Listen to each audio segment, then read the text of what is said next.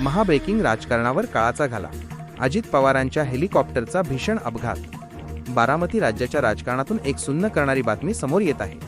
बारामतीच्या दिशेने येत असताना राज्याचे उपमुख्यमंत्री अजित पवार यांच्या हेलिकॉप्टरला भीषण अपघात झाला आहे. या दुर्दैवी घटनेत अजितदादांसह हेलिकॉप्टरमधील इतर 4 जणांचा मृत्यू झाल्याची धक्कादायक माहिती समोर आली आहे. घटनेचा तपशील. मिळालेल्या प्राथमिक माहितीनुसार अजित पवार यांचा प्रवास सुरू असताना अचानक हेलिकॉप्टरमध्ये तांत्रिक बिघाड झाला. वैमानिकाने नियंत्रण मिळवण्याचा प्रयत्न केला, मात्र हेलिकॉप्टर कोसळले. या भीषण अपघातात अजितदादा आणि त्यांच्यासोबत असलेल्या 4 सहकाऱ्यांची प्राणज्योत मालवली आहे. ठळक घडामोडी. प्रवास बारामतीकडे येत असताना झाला अपघात. हानी. अजित पवारांसह एकूण 5 जणांचे निधन. प्रशासन. बचाव पथक घटनास्थळी पोहोचले असून मृतदेह बाहेर काढण्याचे काम पूर्ण झाले आहे. राजकारण. महाराष्ट्राने एक खंबीर नेतृत्व आणि धडाडीचा प्रशासक गमावला आहे.